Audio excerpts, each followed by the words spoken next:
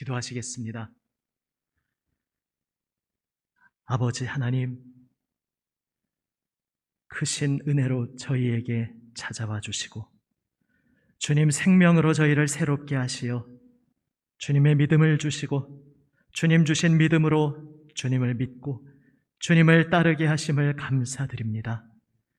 주님, 한치 앞을 알 수 없는 척박한 모든 환경, 삶의 자리에서도 오직 온 세상의 생명 되시는 우리 주님을 사모하며 오늘 이 시간 각 처소에서 주님 말씀 앞에 엎드린 하나님 사랑하시는 하나님의 아들, 딸을 이 시간 붙들어 주시옵소서. 생명 말씀으로 하나님 사랑하시는 아들, 딸의 심령을 새롭게 하여 주시옵소서. 세우신 주의 종을 성령님 주장하여 주시어 아버지의 말씀을 담대히 순전하게 전하게 하여 주시옵소서. 우리 구주 예수 그리스도의 이름으로 기도드립니다. 아멘. 할렐루야. 아멘.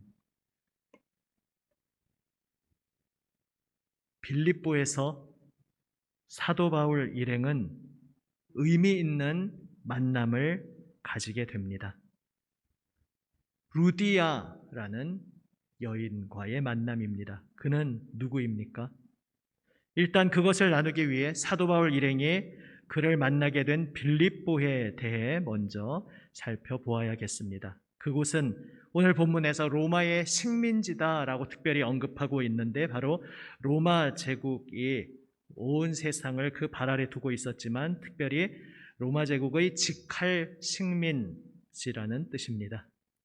그곳은 로마가 그 인근에 파견했던 총독으로부터 자유롭게 자신의 자치권을 가지고 로마 제국의 승격된 직할 식민지로서 생활을 누리고 있던 곳입니다. 그곳이 그렇게 승격되게 된 데에는 역사적 배경이 있습니다. 전투를 위해 헌신했던 로마 군인들, 그 역전의 용사들이 이제 퇴역한 후에 노후를 어디서 보내게 될 것인가, 그것을 로마 제국에서 이곳 빌립보로 지정해서 여기에 군인들을 모아 두었던 것입니다. 그래서 빌립보 시민들은 자신이 로마 시민이라는 사실에 엄청난 자부심을 가지고 있었습니다. 빌립보에 산다는 것은 곧 로마에 사는 것이었습니다. 그 어느 지역보다 로마 황제에게 열렬한 충성을 보내는 곳이었습니다. 이렇게 로마의 분위기가 그 어느 곳보다도 강한 그러한 분위기 탓인지 이곳에는 큰 도시인데도 불구하고 유대인들의 공동체가 자리 잡지 못하였습니다. 아시다시피 온 세상의 디아스포라로 흩어진 유대인들은 웬만한 지역에는 다 거주하고 있었고 유대인 성인 남성 10명만 있으면 그들 자신의 법체계를 따라서 그 도시에는 반드시 회당을 세워서 그곳에서 예배와 교육을 이루며 자신들의 정체성을 지켜가곤 했습니다. 그런데 로마의 정신으로 충만한 이곳 빌립보에는 그 흔한 유대인의 회당이 없었습니다. 사도 바울은 어느 곳을 가든지 먼저 1차적으로 유대인의 회당을 찾았습니다. 그리고 먼저 하나님의 말씀, 성경을 받아서 알고 있는 그들에게 십자가에서 처형당하신 예수님이 바로 성경에 약속된 메시아이심을 먼저 선포하곤 했습니다. 그런데 빌립보에는 회당이 없었기에 그러면 회당이 없지만 그것보다 적은 수의 사람들이 신앙으로 모이는 소위 기도처는 있지 않을까 하고 찾아다닙니다. 오늘 본문에서 우리가 기도할 곳이 있을까 하여 라는 의미는 사실은 그런 것입니다. 물론 자신들도 기도하고자 했지만은 이곳에 유대인들의 그 여호와 하나님을 찾는 신앙 공동체의 기도처가 있지 않은지 그들은 찾았습니다. 그리고 보통 그러한 것이 강가에 물과 가까운 곳에 있어서 성밖 강가를 찾아다니다가 발견했습니다. 그런데 독특하게도 이곳에서는 유대인이 아니라 하나님을 섬기기로 고백하고 유대교의 여호와 하나님을 나의 주인으로 고백하게 된 이방인들이 중심으로 기도처를 구성하고 있었습니다. 그것도 여인들이 중심이 되어 모이고 있었습니다. 그리고 그 이방인 여인들의 중심에 이방 여인 루디아라는 인물이 있었습니다. 오늘 본문에 나와 있듯이 그는 두아디라 출신의 사람입니다. 그리고 그가 하는 일은 자색 옷감 장사였습니다. 두아디라는 옷감을 염색하는 염료로 그 당시에 가장 이름이 알려진 곳이었습니다. 그러니까 두아디라 출신으로서 지금 자색 옷감 사업을 하고 있다는 말은 오늘날로 비유하여 말하자면 좀 대충 비슷하게 말하자면 패션의 본거지인 파리에서 공부를 하고 그리고 그 유학파인 전문가가 귀국해서 이제 우리나라에서 의류업계에서 사업을 펼치며 활발하게 활동하고 있다. 이런 그림으로 비유하여 생각할 수 있겠습니다. 특별히 그가 취급하는 자색 옷감, 자색은 당시에 왕족 같은 높은 신분의 사람들만 사용할 수 있는 옷감이었습니다. 그러니까 최고급 옷감을 상류층을 대상으로 하여 취급하는 그러한 사업가였던 것입니다. 이렇게 잘 나가는 인물이 어떠한 과정을 거치면서 유대인의 하나님을 알게 되었습니다. 두아디라에는 유대인의 회당이 있기에 아마도 거기에서 여호와 하나님을 믿는 신앙을 접하게 되었을 것으로 보입니다. 그곳에서 여호와 하나님의 온 세상의 참되신 주인이심을 고백하게 된 그는 비록 이방인이지만 그때부터 여호와 하나님을 섬기고 있었습니다. 그리고 이곳 빌립보로 이주한 후에도 이곳에서 여호와 하나님께 예배하는 공동체를 주도하고 있었습니다. 그리고 그 모임에 사도 바울이 나타났습니다. 사도 바울은 이곳에 회당은 없었지만 기도처를 발견하고 이제 그가 늘 그러했듯이 그들이 사모하고 예배하고 섬기고 있는 그 여호와 하나님께서 말씀을 통해 약속하신 구세주 메시아가 이미 이 땅에 드디어 오셨는데 바로 그분이 십자가에서 처형당하시고 부활하신 주 예수님이시다. 이렇게 뜨겁게 전하였습니다. 그리고 그 자리에서 오늘 말씀 따라 주님께서 루디아의 마음을 열어주셔서 루디아는 예수님이 온 세상의 구주요 나의 주인이심을 고백하며 그 마음과 삶을 드리게 됩니다. 그리고 더 나아가 루디아는 자신의 집을, 저택을 이제 빌립보에서 새롭게 예수 믿게 된 신자들이 모여서 예배하는 그러한 처소가 되도록 빌립보 그리스도인 예배의 본거지로 제공하게 됩니다. 그의 집이 예배와 거룩한 교제의 처소 교회당이 된 것입니다. 성도들은 이곳에 모여서 함께 하나님을 예배하고 한 주간 살았던 그 삶을 혹은 매일 또 그 당시에는 매일 모이는 것도 흔한 일이었습니다. 매일 모였다면 그날 하루의 모든 일과들 그들의 삶을 나누면서 더욱더 믿음을 서로 독려하고 함께 격려하고 위로하고 식탁 공동체로 둘러앉아 밥을 먹고 어려운 이가 있으면 서로 돕고 베풀며 그렇게 함께 살았습니다. 빌립보 성도들의 그 모든 활동이 루디아의 집을 거점으로 해서 이루어진 것입니다. 자신의 집을 교회의 처소로 제공하고 성도들의 그 모임을 위해 자신의 온 소유를 주님께 드리고 헌신한 것입니다. 루디아가 이렇게 헌신하게 된 그 과정에 어떤 비밀이 있는 것이겠습니까? 오늘 본문은 한마디로 이렇게 말하고 있습니다. 아까 보았듯이 주님께서 그의 마음을 열어주셨다. 그러니까 지금 루디아가 사도 바울의 말을 듣고 마음이 움직여서 무언가 결단한 것 같지만 그 배후에 깊은 비밀이 있습니다. 주님께서 그에게 먼저 찾아와 주셔서 그 마음 문을 두드려 주시고 그의 마음의 음성을 들려주시고 그를 만나 주신 것입니다. 주님께서 루디아의 마음을 열어주셔서 그에게 생명을 주시고 예수 그리스도의 그 놀라운 부활 생명에 동참케 하신 것입니다. 주 예수님의 십자가 죽음과 부활의 복음을 사도 바울을 통해 들은 루디아는 예수님께서 온 세상의 주관자이신 하나님의 아들이신 그분께서 나를 위해 생명 내어 주시기까지 나를 놀랍게 사랑하시고 그 사랑으로 바로 나를 지명하시고 부르셨다는 것을 온몸으로 깨닫게 되었습니다. 그리고 그는 이렇게 고백하게 된 것입니다. 내가 잘나서 내가 노력해서 여기까지 성공해왔고 이 많은 재물을 모았다 생각했는데 내가 걸어온 이 모든 삶의 여정이 사실은 온 세상을 주관하시는 주님, 영광의 주님, 나의 예수님께서 은혜로 여기까지 내 모든 인생의 발걸음을 인도해 오신 것이었구나. 내 인생의 여정은 그분 손 안에 붙들려 있는 것이었구나. 이 깊은 놀라운 깨달음을 얻게 된 것입니다. 그래서 그는 자신의 모든 것을 들여 주님을 섬기는 것이 그의 모든 기쁨이 되었습니다. 이제 예수님께 나를 드리는 것이 내 삶의 이유요, 나의 영광이요, 나의 기쁨이라 고백하게 된 것입니다. 여기에서 조금 더 물러나서 더 큰 그림을 보면 더 놀라운 것을 발견하게 됩니다. 애초에 사도 바울 일행이 어떻게 해서 이 빌립보에 오게 되었습니까? 오늘 본문 앞선 내용을 보시면 원래 사도 바울 일행은 다른 지역을 염두에 두고 전도 계획을 세우고 있었습니다. 그런데 번번이 모든 길이 막히면서 마치 하나님께서 한쪽 방향으로만 몰아가시듯이 그들을 이끌고 가셨습니다. 거기에 그것만으로 부족하셨는지 아예 꿈의 환상을 보여주시면서 저 마게도니아 지역, 지금은 소아시아 지역에서 돌아다니고 있었는데 바다 건너 마게도니아 지역, 마게도니아의 복식을 입은 한 사람이 서서 건너와서 우리를 도우라 이렇게 외치는 그 외침을 보게 하셨습니다. 그래서 이쪽으로 행선지를 바꿔서 도착한 곳이 바로 이 빌립보였습니다. 그러니까 이 큰 그림 속에서 보면 우리는 무엇을 깨닫게 됩니까?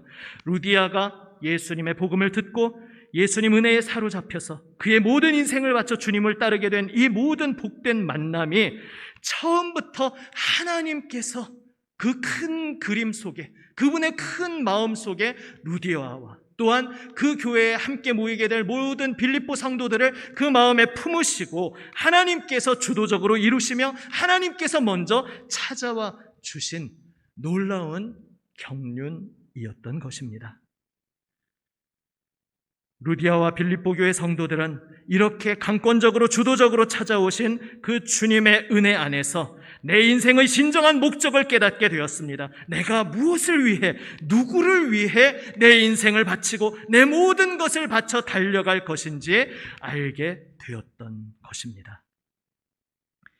이 대목에서 우리는 물질, 재물에 대한 성경적인 관점, 하나님께서 기뻐하시는 시선을 배우게 됩니다. 지난번 베드로가 일어나지 못하던 병자를 고쳐주는 그 가운데 그의 고백을 함께 묵상했습니다. 나에게 은과 금은 없지만 나에게 있는 것으로 너에게 준다. 이 고백은 교회의 아주 소중한 중심되는 고백입니다. 교회의 능력은 이 세상이 의지하는 그러한 눈에 보이는 것들, 물질, 이러한 것들로부터 오는 것이 아니고 오직 예수 그리스도의 이름, 그 십자가 부활의 능력으로부터만 온다는 것이기에 이것을 교회가 놓치면 교회는 그때부터 삐그덕거리는 것이고 이것을 붙잡으면 주 예수 그리스도의 이름의 권능으로 교회는 나아갈 수 있는 것입니다. 그런데 이 메시지를 오해해서는 안 되겠습니다. 그러면 하나님 나라를 섬기는 데 있어서 물질은 불필요한 것이란 말인가? 심지어 나쁜 것이란 말인가? 이렇게 오해해서는 안 되겠습니다. 그렇게 오해하게 되면 지금까지 내 평생을 바쳐서 나의 물질을 주님을 위해, 교회를 위해 아낌없이 사랑으로 바치며 섬긴 분들이 힘이 빠지지 않겠습니까? 주님의 말씀을 종합적으로 이해해야 합니다.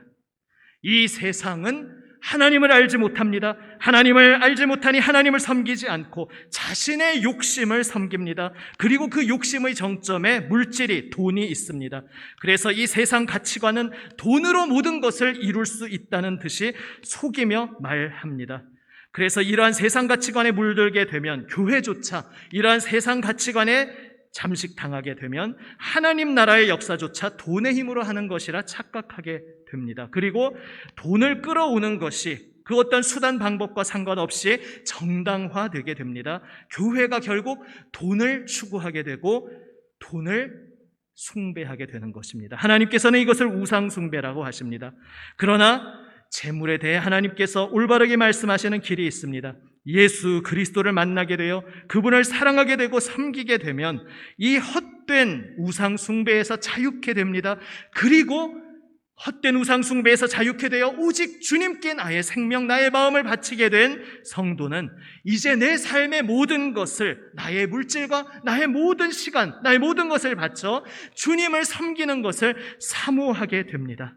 그래서 이전에는 모든 것의 열쇠고 만능 수단이라 여겼던 재물을 더 이상 숭배하지 않고 오직 주님께 경배하며 주님을 위해 내 모든 것을 바치고 사용하게 되는 것입니다.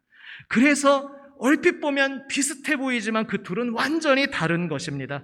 목회자나 혹은 유력한 교인이 물질의 권능의 마음이 사로잡혀서 물질로 하나님 나라를 이루고자 하면 그것은 우상 숭배로 바뀌어 버리고 맙니다. 하지만 예수님께 사로잡혀 주님을 위해 겸손히 나의 모든 것을 바쳐 섬기는 것은 하나님께서 귀히 여기시며 기뻐 받으시는 헌신인 것입니다. 그러한 아름다운 헌신의 본을 우리는 루디아에게서 보게 됩니다. 하나님께서 찾아와 주셔서 만나주신 루디아와 빌립보 교회 성도들, 그들은 이제 하나님의 특별한 이끄심 속에 더욱 강한 믿음의 연단을 받게 됩니다.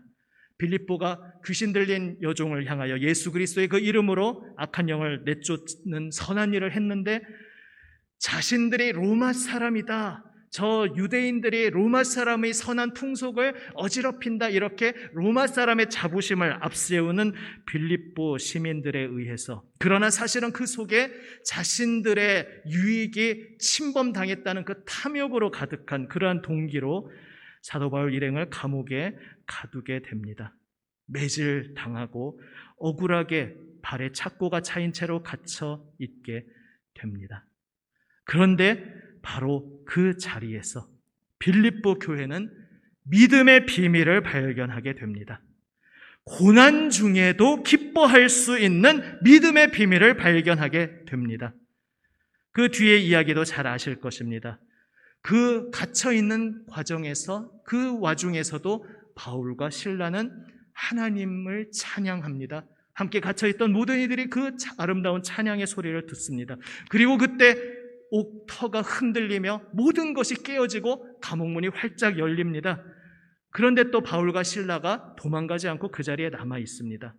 감옥이 완전히 부서진 것을 발견한 그 간수가 이제 나는 죽었구나 생각하고 스스로 자결하려 할 때 바울이 나타나서 그를 만류합니다. 그리고 그날 밤에 그 간수와 온 가족이 예수 그리스도의 이름으로 세례를 받고 하나님 생명에 동참하는 또한 놀라운 역사가 일어납니다. 루디아로부터 시작된 그 빌립보 교회에 또한 이제 예전에는 로마 시민이라는 자부심으로 살아가던 한 사람과 그의 가정이 예수 그리스도를 믿고 그분께 온 생명을 바치는 그러한 변화된 삶으로 나와 합류하게 되는 역사가 일어납니다. 그리고 그 모든 과정을 통해 빌립보 교인들은 아주 절절히 체험하게 됩니다. 하늘로부터 주시는 기쁨은 내 삶의 환경과 조건에 따라 주어지는 것이 아니구나.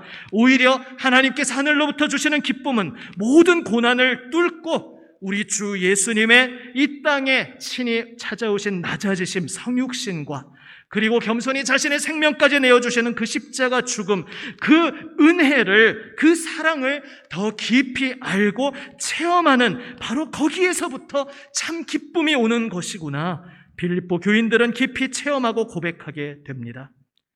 훗날 이제 다른 곳에 전도 여행을 하고 있던 사도 바울은 감옥에 갇혔을 때 빌립보에 그 서신을 보냅니다. 빌립보서 2장에서 우리가 잘 알고 있는 유명한 말씀을 우리는 만나게 됩니다. 빌립보서 2장 5절에서 8절 말씀입니다. 한번 자막 보시고 함께 읽어봅니다.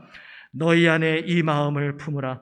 곧 그리스도 예수의 마음이니 그는 근본 하나님의 본체시나 하나님과 동등됨을 취할 것으로 여기지 아니하시고 오히려 자기를 비워 종의 형체를 가지사 사람들과 같이 되셨고 사람의 모양으로 나타나사 자기를 낮추시고 죽기까지 복종하셨으니 곧 십자가에 죽으심이라. 아멘. 사도 바울이 빌립보 교인들을 사랑으로 그리워하면서 그들에게 다시 기억나게 하고 싶었던 한 가지 진리, 그들에게 다시 들려주고 싶었던 이야기는 바로 이것이었습니다. 우리 주 예수님을 여러분은 듣지 않았습니까? 하나님의 본체이신, 하나님과 동등하신 그 분이 자신을 낮추시고 비워서 종의 모습으로 사람이 되어 우리에게 오셨고 십자가에서 죽기까지 섬기지 않으셨습니까? 그리고 그 섬김을 통해 그분의 이름이 모든 것 위에 높아지시고 우리는 그분의 그 은혜로 인하여 구원을 얻게 된 것을 우리가 감사하며 받아들이지 않았습니까? 사도 바울은 빌립보 교인들에게 다시 그 이야기를 들려주고 있습니다. 그래서 그들의 삶의 환경이 지금 어떠한 척박한, 어떠한 고난과 어떠한 박해 속에 있을지라도 주님의 은혜에 붙들려 있다면 우리를 위하여 이 땅에 인간으로 오셔서 성육신하시고 우리를 위해 생명을 내어주셔 십자가에 오르시기까지 그리하여 부활 생명으로 우리를 구원하신 그 은혜에, 그 능력에 붙들려서 고난을 능히 이기는 그 비밀을 다시 깨닫도록, 다시 고백하도록 사도는 전하고 있습니다. 그리고 사도 바울이 여러 곳을 전도하며 다닐 때 빌립보를 떠난 이후에도 그 어느 지역보다도 가장 앞장서서 사도 바울을 후원하고 지원한 교회가 바로 빌립보 교회였습니다. 빌립보를 향하여 서신을 쓰면서 바울은 또 이렇게 적고 있습니다. 빌립보서 4장 10절에서 17절 말씀입니다. 조금 길지만 제가 한번 읽어보겠습니다. 여러분도 자막을 참고하며 함께 따라오십시오. 내가 주 안에서 크게 기뻐함은 너희가 나를 생각하던 것이 이제 다시 싹이 남이니 너희가 또한 이를 위하여 생각은 하였으나 기회가 없었느니라. 내가 궁핍함으로 말하는 것이 아니니라. 어떠한 형편에든지 나는 자족하기를 배웠노니 나는 비천에 처할 줄도 알고 풍부에 처할 줄도 알아. 모든 일 곧 배부름과 배고픔과 풍부와 궁핍에도 처할 줄 아는 일체의 비결을 배웠노라. 내게 능력 주시는 자 안에서 내가 모든 것을 할 수 있느니라. 그러나 너희가 내 괴로움에 함께 참여하였으니 잘하였도다. 빌립보 사람들아, 너희도 알거니와 복음의 시초에 내가 마게도냐를 떠날 때에 주고받는 내 일에 참여한 교회가 너희 외에 아무도 없었느니라.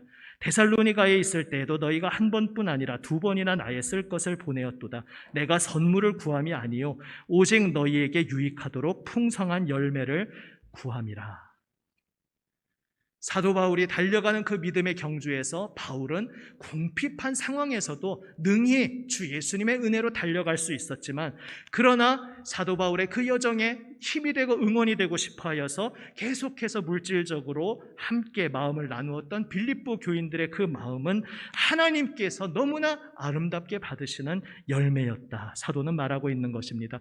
그리고 그들의 헌신이 하나님 앞에 얼마나 기쁨과 아름다움인지를 계속 연이어서 이렇게 말합니다. 빌립보서 4장 18절 19절입니다. 한번 자막 보시면 함께 읽어보시겠습니다. 내게는 모든 것이 있고 또 풍부한지라. 에바브로 디도 편에 너희가 준 것을 받음으로 내가 풍족하니 이는 받으실 만한 향기로운 제물이요 하나님을 기쁘시게 한 것이라. 나의 하나님이 그리스도 예수 안에서 영광 가운데 그 풍성한 대로 너희 모든 쓸 것을 채우시리라. 아멘. 사랑하는 성도 여러분, 주님께서 우리를 먼저 아시고 사망의 그늘 가운데 쓰러져 있던 우리에게 찾아와 주셨습니다. 우리의 이름을 불러 지명하시고 인생의 참 목적을 알게 하셨습니다. 우리를 위해 생명 내어주신 우리 주 예수님, 그분의 사랑이 우리가 살아가는 목적이요 기쁨임을 알게 하셨습니다. 이제 우리의 사랑이신 예수님께 우리의 마음과 삶을 드리는 것이 참 행복임을 알게 하셨습니다. 그래서 우리는 주님 안에서 그 놀라운 성육신과 십자가의 은혜 안에서 기뻐할 수 있습니다. 우리의 삶이 어떠한 상황 속에 있든지 간에 우리를 여전히 사랑하시고 우리를 구원하신 그 주 예수님의 놀라우신 은혜 안에서 우리는 기뻐하며 믿음의 비밀을 품고 살아갈 수 있는 것입니다. 사랑하는 성도 여러분, 이 놀라운 예수 그리스도 성육신과 십자가, 이 믿음의 비밀을, 이 기쁨의 비밀을 간직하며 모든 삶의 자리에서 믿음으로 승리하는 아름다운 성도의 삶을 살아가시기를 우리 주님의 이름으로 축원합니다. 아멘.